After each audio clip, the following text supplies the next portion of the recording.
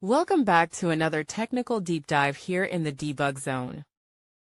Today we're tackling a big question and breaking it down with insights from other users. Hopefully this clears up some misconceptions and helps you get the answer you need. So buckle up, stay a little curious, and let's jump right in.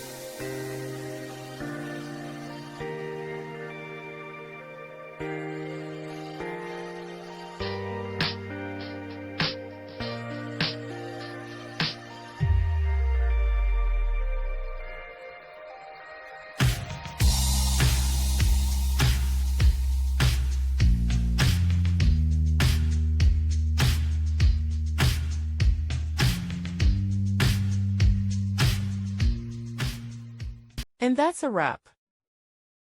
I hope you found the answer you were looking for. If you did, take a second to hit that subscribe button. It really helps out. And let me know in the comments which solution worked best for you. See you next time in the debug zone.